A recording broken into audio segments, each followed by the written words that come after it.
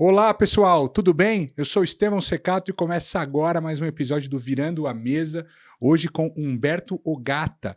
O Humberto ele é formado em contabilidade, trabalhou 21 anos na Sansui e fundou uma das principais empresas, está entre as principais e as primeiras empresas de reestruturação de empresas do Brasil, a Ogata Consultoria. Então, Humberto, muito obrigado pela sua presença aqui no programa. Muito obrigado, Estevão, por ter convidado a participar do programa. Sinto honrado por isso. Muito obrigado. Excelente. Gata, conta um pouco da sua história, conta um pouco da história da Ogata, da sua história aí de como é que foi fundar uma empresa e Na realidade, a Ugata é uma empresa de 97. Na época que eu trabalhava na Sansui, eu já trabalhava já como PJ, né, e mais precisamente há 17 anos atrás, depois que eu saí da Sansui, eu vim para esse mercado de reestruturação de empresas, né. Estou aí no mercado há 17 anos ajudando os empresários a se reestruturar e recuperar, o né. Gata, você formou as pessoas que hoje lideram várias das consultorias que atuam em turnaround, reestruturação empresarial, né?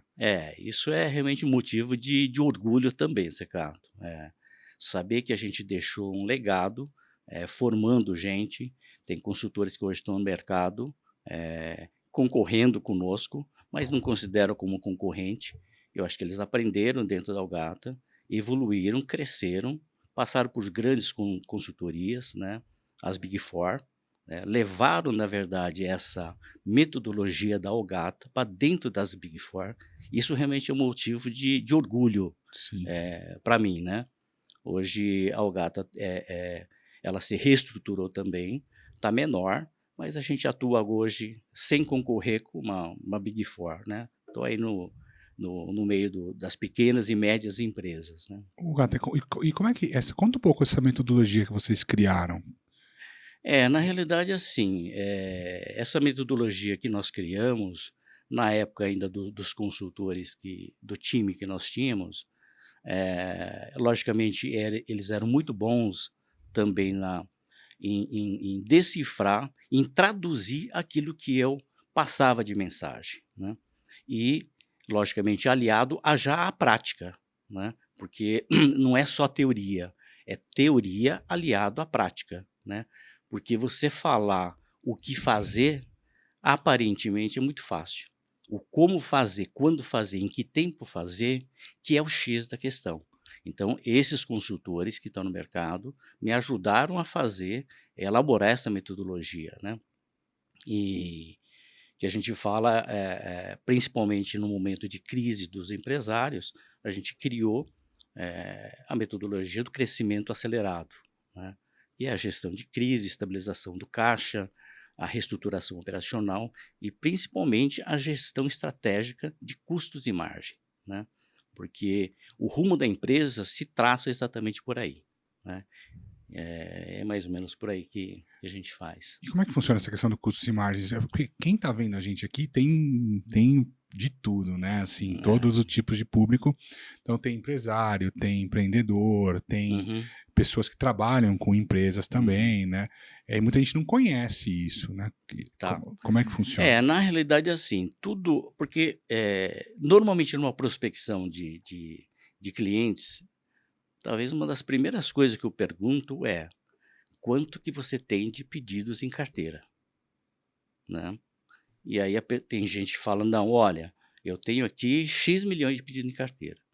Por que que não performa?". "Ah, porque falta recurso para comprar matéria-prima". Performar quer dizer entregar o pedido. Entregar, né. Como é que não consegue entregar? É porque ele não tem a velocidade para comprar matéria-prima, por exemplo, né. Quando você vai e começa a questionar: "Mas por que que você não tem o dinheiro para comprar matéria-prima?", significa o quê? Anteriormente ele comprou, produziu, vendeu e talvez não tivesse bem precificado. Então não tem um retorno, não tem algo chamado lucro. E como é que você corrige isso? É tendo a leitura de trabalhos bem realizado na elaboração exatamente o quê? Do estudo de custos e margem.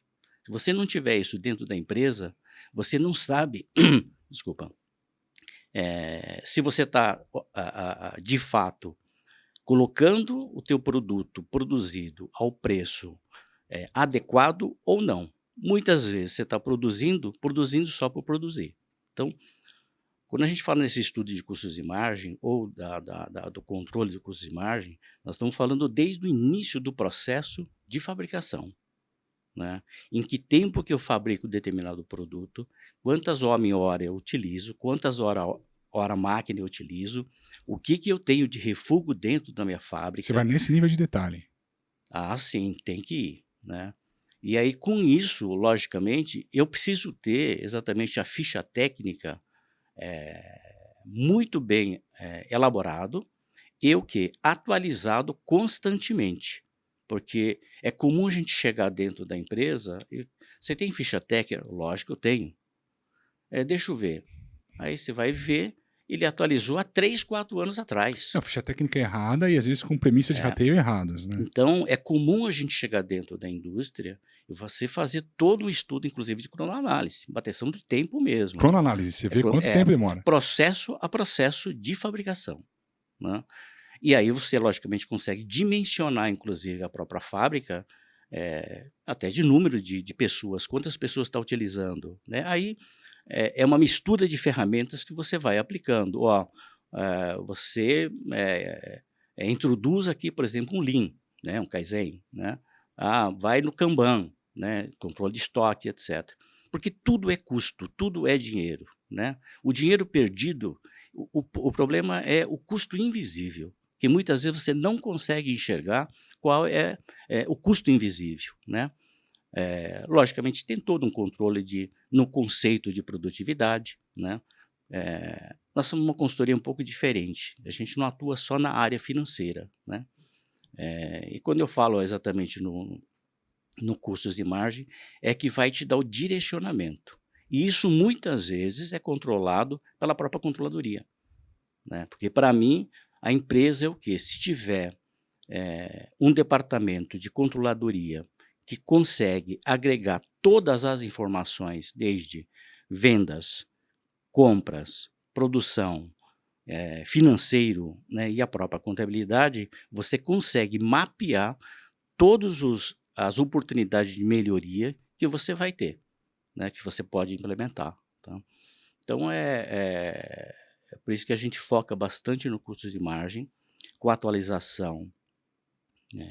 Tem empresa que atualiza diariamente, né? Você vai falar: mas o preço de venda vai modificar com isso diariamente? Não, é questão de você estabelecer políticas de venda, em que momento você repassar o aumento, né? Qual que é o objetivo? O objetivo de buscar o lucro, né? A empresa, sistematicamente, algumas empresas, elas oferem prejuízo e estão acostumados com o prejuízo. E vai se financiando. Vai se financiando através do quê?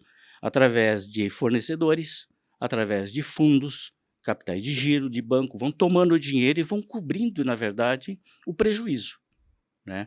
Então, em que momento reverter isso? Por isso que, vamos dizer, o trabalho de consultoria é importante nesse sentido. Esses profissionais estão no mercado, inclusive, logicamente, a gente, nós vamos para dentro da empresa, fazemos um diagnóstico bem elaborado, nem tudo você pega no diagnóstico, né? Mas é possível sim detectar, pelo menos, vamos dizer, ter um parâmetro geral do que como é que está o comportamento da empresa. Por que a empresa está oferindo prejuízo sistematicamente? Isso né? você capturando custos e margens. Custos e margem. É a primeira coisa que você faz quando você entra numa empresa é analisar custos Custos e e margem. margem. Lógico. Através do custo e margem, aí você consegue estar elaborando um bom demonstrativo de resultado. Real, né? Não que sai do sistema dos Exatamente. caras. Eu falo gerencial, não falo contábil, porque o contábil, ele tem ele é poluído, porque Sim. carrega um histórico, né, de longa data. A empresa tem 20, 25 anos e continua oferindo prejuízo, né? Ele se financia do quê? Impostos, às vezes. Uhum. Não, a gente tem que mudar essa cultura dentro da organização. E o empresário, ele leva um choque, às vezes. Quando eu falo que tem que pagar um imposto, ele fica assustado, né? Mas tem todo um passo a passo. Primeiro colocar o operacional de pé. Então, quando você começa a enxergar que dentro do mês você começa a oferir lucro, aí o cara vai começar a gostar, né? Aí ele está com um monte de dívida. Como é que se paga essa dívida? É só auferindo lucro, né? Nós já tivemos a oportunidade de estar conversando e eu falo, com o que você faz com o lucro? Você distribui o lucro, você paga a dívida e você faz o investimento com lucro. Senão você vai ter que eternamente estar financiando. E investimento, o pessoal fala, não, mas vai investir no quê? Em comprar máquina? Não, não é só investimento, a gente tem que entender que logicamente, você tem que estar renovando o teu parque fabril tecnologicamente, que senão você fica para trás, mas investimento é também em recursos humanos, né? Você ter pessoas qualificadas, né, em postos de gestão dos departamentos, pessoas adequadas e, num primeiro momento da crise, é investir em capital de giro, né? Muitas empresas estão aí no mercado, têm pedido e não conseguem entregar, né? Então não conseguem faturar. Então como é que se faz? Aí que vem a ajuda dos fundos, por exemplo, né? A gente tem um relacionamento com alguns fundos, não tem um parceiro fixo, mas tem vários. E quando a gente entra dentro da empresa, a gente consegue mapear, através do diagnóstico, detectar quem estão lá. E aí a gente deve o respeito a quem já deu o crédito. Sim, quem E já eu apostou prefiro, na empresa no já passado. apostou na empresa, e aí eu prefiro o quê? Preservar esses que já estão lá dentro, respeitar aquele crédito que ele concedeu, né? Não, ó, vou tirar eles e levo. Não. Os caras que estão lá dentro, eles ficam e ajudam a financiar, né? E através disso que você começa novamente a gerar empresa. Quando o empresário, porque é tudo simultâneo, não tem como você fazer dentro da nossa metodologia, tem todos os pilares. Aparentemente dá a impressão que você tem que ir fazer um por vez. Não. A gestão de crise, a estabilização do caixa, a parte da gestão estratégica de custo, a parte operacional, ela tem que correr simultaneamente, né? Você entra numa empresa dessas centenas que você deve ter feito. O processo padrão de virada de mesa ou de reestruturação, quer que seja, é você entrar, fazer um diagnóstico, custos e margens, entender o que está dando certo e o que está dando errado. É isso aí. E depois, paralelamente, você faz o quê? Então, você faz a captação de recursos para fomentar o capital de giro. Exatamente. Como é que funciona? Exatamente. Se logicamente, e outra, não adianta só você ter pedidos em carteira. Se você não estiver vendendo ao preço adequado, é melhor não vender, né? Então através desse estudo é que a gente consegue falar, bom, a que preço eu tenho que vender, né? E é comum a gente encontrar, não, mas nesse preço eu não vou conseguir vender. Então o que eu tenho que fazer? Aí vem o quê? Suprimentos. Compras tem que comprar melhor, né? Se eu não comprar melhor, eu não consigo o quê? Tá concorrendo no mercado. E é comum a gente encontrar empresas de pequeno porte, de médio porte, que diz o seguinte, olha, eu sou obrigado a comprar de um revendedor, não consigo comprar do fabricante, porque tem lotes mínimos. Então, de repente, tem que criar, por exemplo, um consórcio para compras. Junta 2 ou 3 e compra na fábrica. A diferença de preço só aí, em termos de margem de contribuição, você vai ter uma margem dessa diferença de preço entre o distribuidor e o fabricante, que chega às vezes a 20%, 25%. Num único movimento, às vezes você consegue reverter o resultado de prejuízo para lucro, né? E na maior parte das indústrias, a matéria-prima, dentro da composição de custo, ela tem uma representatividade grande, né? 50%, 60% às vezes chega, né? Então, o trabalho ela tem que ser conjunto exatamente por causa disso. Então de que maneira comprar? Se eu vou num fundo e peço, por exemplo, um fomento para comprar matéria-prima, então um valor, exemplo, de 100, o custo da matéria-prima é algo em torno de 50, 60, né? Eu vou pegar, não 100, vou pegar só 60. E vou lá e peço para o fundo pagar exatamente o fornecedor diretamente, para não ter o quê? Desvio de recurso. Utilizar o recurso, né? Vem o recurso, se você mal utilizar, é um problema, né? Mal utilizar, como que geralmente as pessoas mal utilizam? Por exemplo, eu pego o dinheiro de fomento, que equivale a 60% da matéria-prima, pego esse dinheiro, ao invés de pagar matéria-prima, por pressão, eu fui obrigado a pagar uma dívida, por exemplo. Então, o modelo 1 para 1. Eu pago R$1 e tenho que ter de volta R$1. Nesse momento, se eu pagar a dívida, eu simplesmente paguei a dívida e não veio nada de volta. E pegou uma dívida mais cara ainda, que o fomento é mais Exatamente, caro. exatamente. Então, eu compro a matéria-prima, ponho na produção, produzo, saiu o faturamento. E às vezes o lead time é muito curto para o faturamento. Então, a velocidade é uma semana, às vezes 3 dias você fabricou, você tem o 100% do faturamento, devolve 60% para aquele que te emprestou e os 40% sim. Aí você pode administrar o teu caixa para quê? Ó, vou pagar preferencialmente tudo que vai para o operacional, né? A embalagem tem que pagar energia elétrica, senão tem que pagar a folha, porque senão o pessoal não trabalha, né?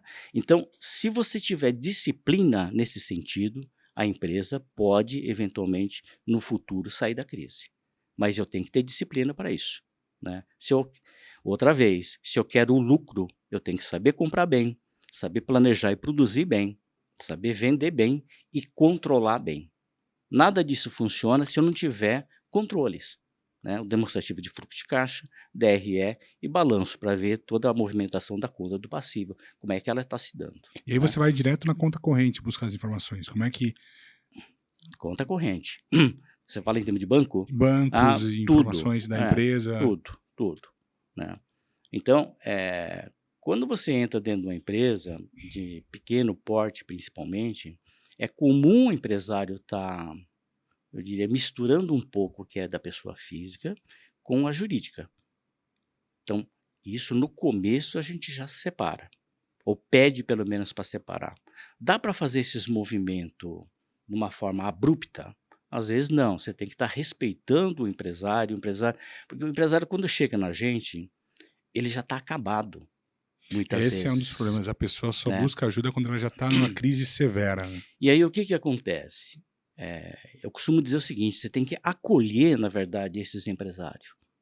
Né? Tem empresário que você chega, tem alguns projetos que a gente já chegou, não um projeto, mas alguns projetos, e nesse momento da entrada nossa, eu faço questão de estar presente dia sim, dia não, ou intensificar pelo menos algumas horas do dia, e é comum você chegar de manhã e ele está curvado na mesa dele, ou numa poltrona do lado, sentado, assim, em depressão mesmo. Então, apesar de não ter a formação, talvez pela experiência, a gente tenta ser um psicólogo do empresário. E aí não é nem o trabalho técnico, é saber ouvi-lo, né, com respeito, né, porque às vezes ele tem vergonha de dizer que ele está em crise. Qual que é a característica comum do empresário em crise? Normalmente é assim, o cara não dorme mais à noite, porque não consegue pagar as contas, né? É o verdadeiro ao vender o almoço para comer a janta, e se der. Porque tem bastante gente que fala que o empresário em crise é um empresário bandido, safado, sem vergonha. Não entendo dessa maneira. Lógico, tem as exceções, mas o empresário que ele tem dificuldade depois de um determinado período é porque ele foi um baita de um empreendedor, né? O empreendedor é aquele que não tem receio, que vai, faz acontecer e não tem medo de errar, etc. A partir do momento que, de repente, ele criou a empresa, está 5 anos, 10 anos, ele vai mudando um pouco, acha que pode tudo. Então, eu costumo dizer assim, primeiro tem que reeducar, né? Fazer com que ele volte um pouco na própria história dele e para corrigir de uma forma o quê? Para ensinar a pessoa a ser um empresário de fato. O que é ser empresário de fato? É não estar só no feeling. Porque é diferente ser empresário e ser empreendedor, né? Exatamente. O empresário já preparado, ele já está acostumado a todo dia ler um dashboard diário, né? Tem empresas que está no estágio bem avançado, que a gente tem praticamente tudo isso dentro do sistema, ele está sistematizado já, né? E quando o empresário vê um dashboard na tela, a primeira coisa que ele vê é exatamente isso. Tem alguns que no final do dia já consegue enxergar. Uhum. Né? E às vezes assim, 10 horas da noite o cara tá ligando. Falou, ué, mas o que aconteceu? Será que não... Por que ontem não foi bem? Porque ele acompanha agora o lucro diariamente. Uhum. né? Você vê a que ponto nós podemos fazer. Esse empresário, esse exemplo, por exemplo, há 10 anos atrás, ele não sabia nem o que era um demonstrativo de resultado. É o que é. A função nossa, o que é? Preparar o empresário, linha a linha do demonstrativo de resultado, né? Cada movimento que ele fizer vai refletir no demonstrativo, né? Então são coisas que você vai educando mesmo a pessoa a ser um empresário, né? Então é processos, né?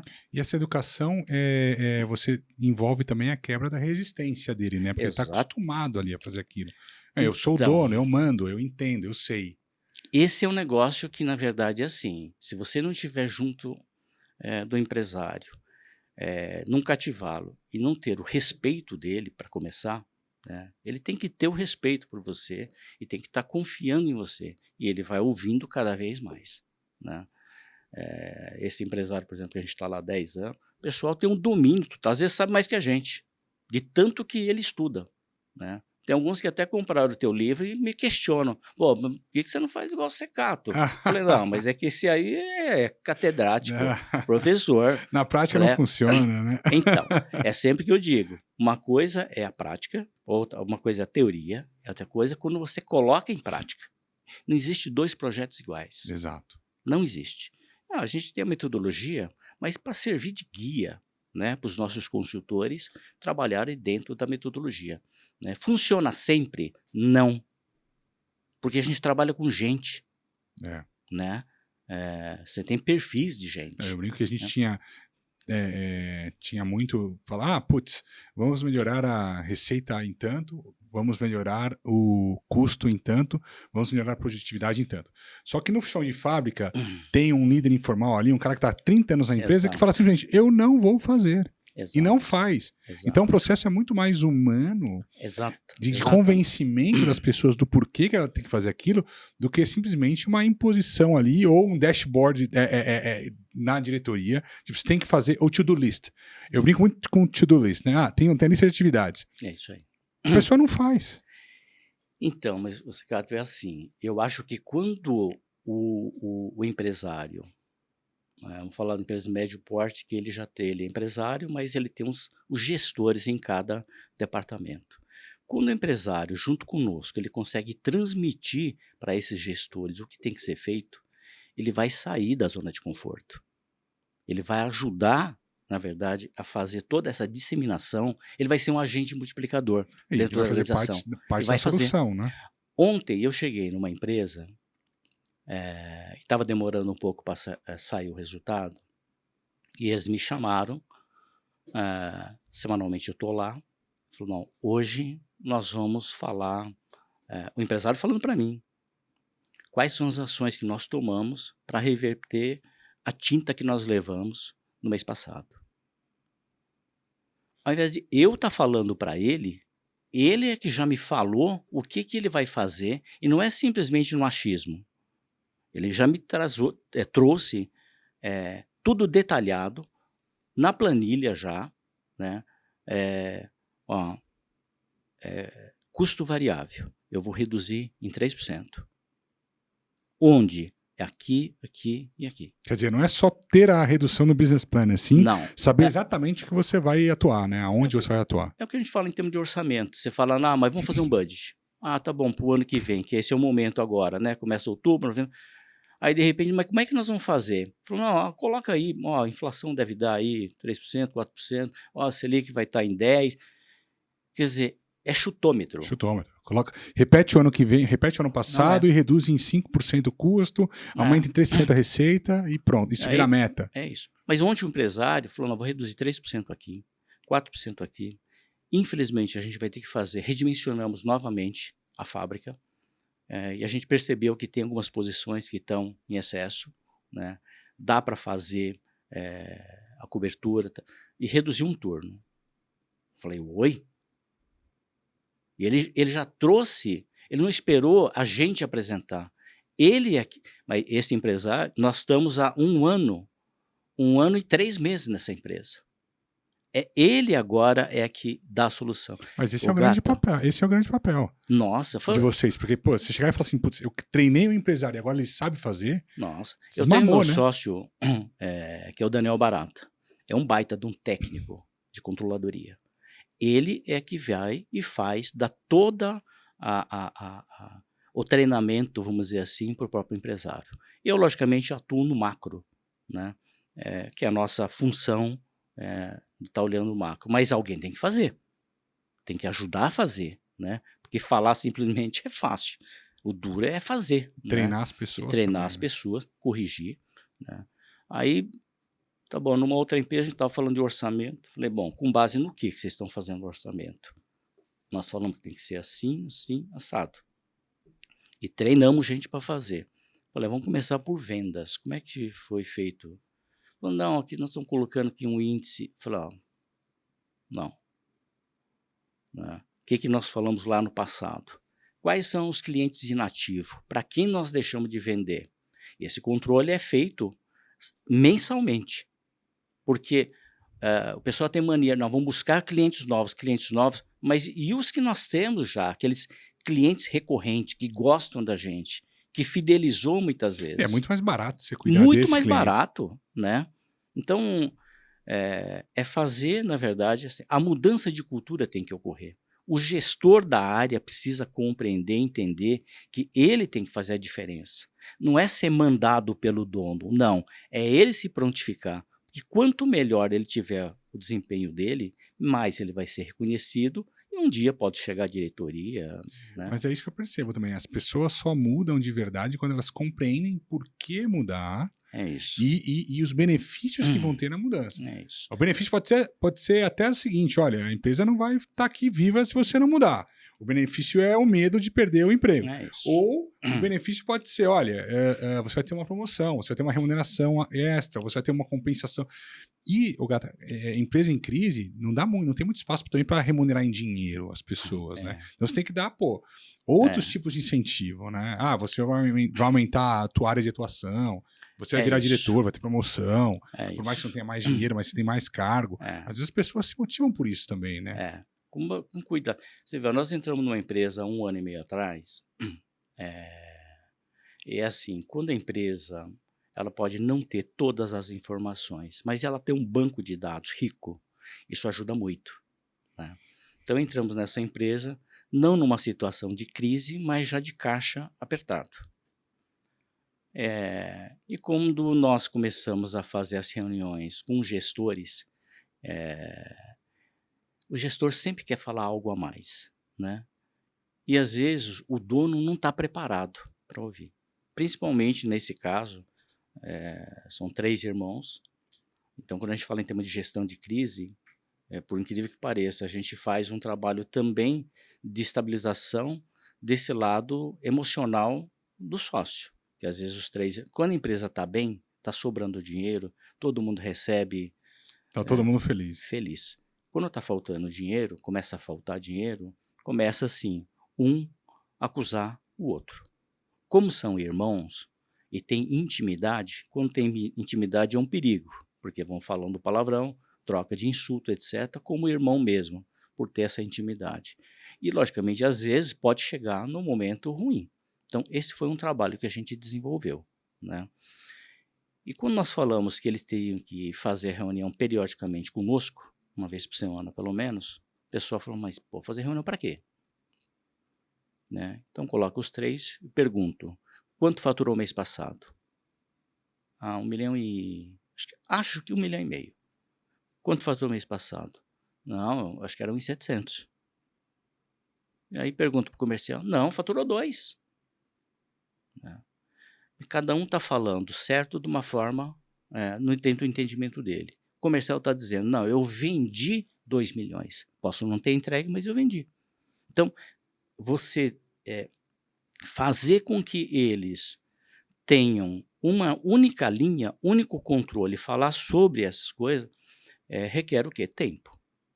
Né? Mas você reduz também o nível de quantidade de atritos, porque está todo mundo sabendo o que está falando. O baseline é o mesmo. Aí vão para baixo, os gestores, reúne gestores, 6 gestores na mesa. Olha, Cicato, você se surpreende com a qualidade das pessoas, só que elas estão sendo mal aproveitadas, Uhum. né. Quando você começa a direcionar, né, e dar realmente tarefa para cada um, mas trocando, compartilhando, não impondo. Às vezes você tem que impor, mas muitas das vezes ele sabe o que fazer. Não precisa nem de consultoria. Mas por que que não fez antes? Ah, mas porque eu falava para ele, para o meu diretor, e ele achava, não, que é assim mesmo, vai fazendo assim, né. Então, enquanto está dando dinheiro, às vezes adota essa postura, quando começa a faltar dinheiro, quer mudar. Felizmente nessa empresa é assim, você sai de um EBITDA de 2%, em 1 ano e 2 meses você chega a um EBITDA de 24%. Você fala: "Mas milagre?" Não, trabalho. Reuniões semanais, reunião de avaliação, status report mensal, avaliação de resultado. Feito por quem? Pela consultoria? Não. Cada um passou a apresentar dentro da sua área e consolidado pela controladoria. Uhum. Então, aí o que que acontece? O departamento comercial começa a sentir as dores, do industrial, né. O financeiro começa a sentir as dores do industrial, e o industrial começa a sentir as dores de um RH em termos de contrato. Quer dizer, o que que acontece? Você forma de fato um time em prol da empresa. Então são assim, isso é um trabalho gratificante, né. Nós colocamos lá, estava lá o meu sócio coordenando, colocamos 2 pessoas, um engenheiro que veio, ajudou a montar a Mitsubishi, e depois o Heitor na parte comercial, na estratégia comercial, né. Então o que que acontece?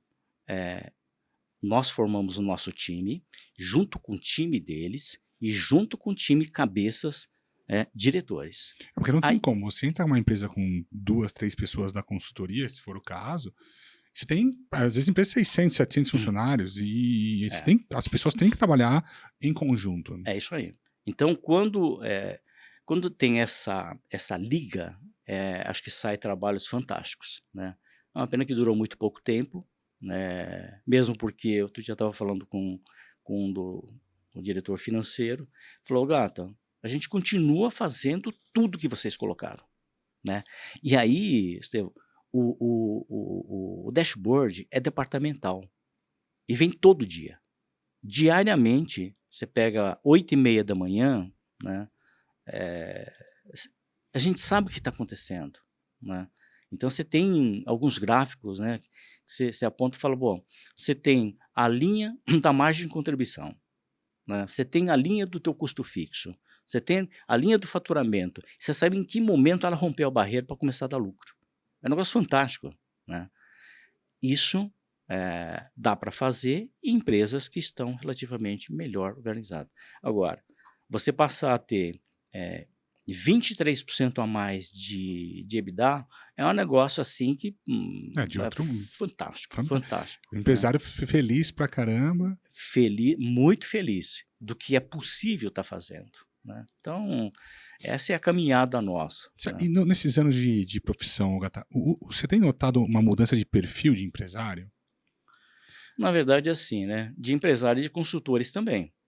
Porque quando você o mundo mudou, né, com a pandemia, o que a gente está aprendendo de coisas que antigamente era quase que impossível, hoje é possível, né. Você fala: "Olha", tem gente que fala: "Mas ô gata, você às vezes você está saindo deslocando de um lugar para outro, viaja, etc, etc, etc, sempre mas você não cansa?" Eu falo: "Não, é que eu gosto de fazer presencial", né. E muita gente faz hoje virtual. Né. E eu tenho tomado alguns cuidados para não ter um excesso de projeto, para atender os clientes bem. Hoje eu visito todos os clientes, né, mesmo que tenha que ficar algumas horas, eu visito todos os clientes.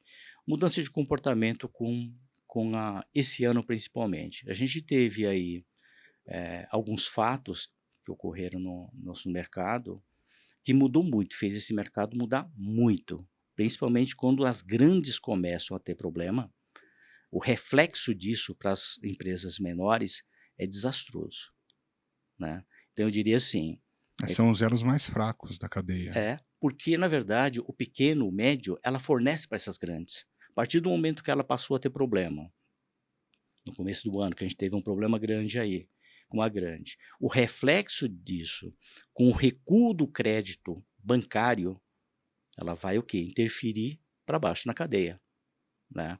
Mas e os fundos? Infelizmente, os fundos também sofreram com isso. Nós tivemos alguns eventos aí, alguns casos, que preocupou muito esse mercado e que nos atrapalha também como consultores, né? Uhum. E como corrigir isso, né?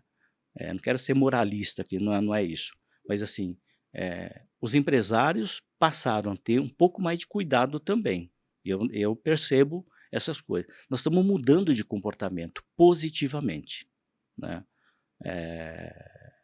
Eu acho que a gente faz parte disso, tem que ajudar realmente a corrigir. Mas o que preocupa é essas grandes que começaram a ter problema e O efeito dominó na cadeia, né? na cadeia. E outra, às vezes as informações são desastrosas, né? Por exemplo, você pega a indústria automobilística, que sofreu muito também na pandemia e vem sofrendo. Cada vez que uma grande montadora fala que, possivelmente vai fechar a fábrica, já cria uma crise, Já. né? Crise de Então, insegurança e insegurança, falta de investimento e por aí vai, né? é isso, né? Mas porque não sei que rede pode passar a ter problema, né? Aí você vê o balanço não tem problema, mas na prática, por isso que eu falo do balanço contábil, por isso que eu gosto do balanço gerencial, né? Você sabe que no doutorado tem uma matéria lá de finanças corporativas que fala justamente de incerteza política e regulatória versus investimento. Uhum, Ele fala o seguinte, eles medem a incerteza política uhum. com base nas notícias que saem na mídia. E, a gente tá vendo uma enxurrada de fake news aí, mas É isso. eles olham com base nisso. E aí tem indicadores que monitoram palavras-chave e tem o índice de incerteza. Uhum. E aí você vê o seguinte, no estudo acadêmico, mas que é feito com base empírica, né? Base em fatos de bolsa, empresas listadas. Ok. Quanto mais tem um índice de incerteza política, quanto maior o índice de incerteza política, menor é o investimento. Óbvio, né? Uhum. Mas ele acontece durante alguns trimestres. Então, durante Verdade. 2 anos, e tem depois de 2 anos um efeito reverso. Quer dizer, as empresas voltam a investir. Não dá para Uhum. ficar sem investir por muito tempo, porque tem um trade-off. Eu posso não investir, aí eu vou perder fluxo de caixa, Verdade. e eu fico estagnado ou vou começar a perder caixa. Então, a incerteza política, ela afeta as empresas, mas até um determinado momento. Depois disso, e em países como o Brasil, a incerteza passa a entrar na equação. É verdade. Ou seja, eu já sei que tenho certeza, mas eu vou fazer negócio mesmo assim. Então, só que aí assim, né? Quanto maior o risco, maior a taxa também. Exatamente. Exatamente. Então, muitos players de mercado, ele já começa a repassar na conta. Então, tudo eleva, né? Se você falar em termos de empresa em crise, ao invés dela ter um custo baixo, pelo contrário, ela vai sempre ter um custo maior, que todos que vão fornecer para ela por causa do risco, ele precifica um percentual, ela coloca uma Um gordura, prêmio de risco. né? Tanto fornecedor quanto fundo, né? Então, são coisas assim, é complexo isso, mas é fruto do quê? Uma economia global que vem para as grandes empresas, médias empresas, pequenas sofrem. Na indústria automotiva, eu via muito, quando eu trabalhava especificamente para essa indústria, bastante variação nos pedidos, né? No que eles chamam de EDI, né? É isso, né? Que é eles passam todo ano uma expectativa de número de Release, peças né? por mês, Uhum. e aí todo mês ou toda semana é errático, a variação é muito grande. E aí como é que a empresa se prepara para isso? Porque, eu tô lá com meu custo fixo estruturado para atender X, e de repente na semana 1 vem 2X, na semana 2 vem X sobre 2. E eu tenho que entregar no mesmo lead time.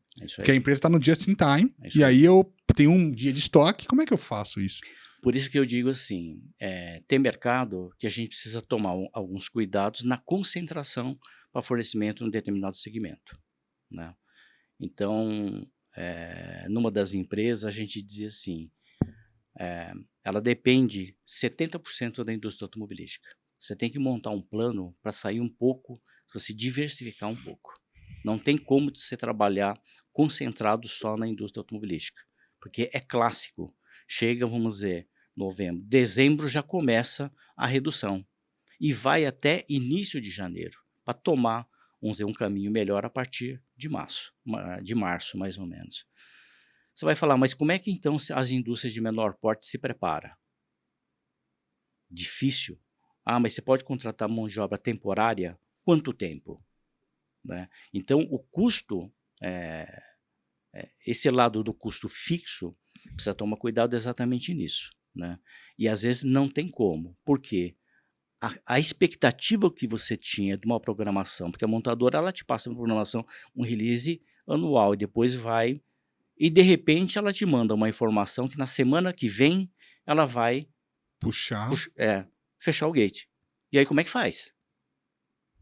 Né? E a empresa pequena não tem margem de manobra para você reduzir esse custo fixo repentinamente. E o problema, se você reduz, no momento seguinte você tem que recontratar. Ah, então o que que faz? Antecipa férias, uma das alternativas.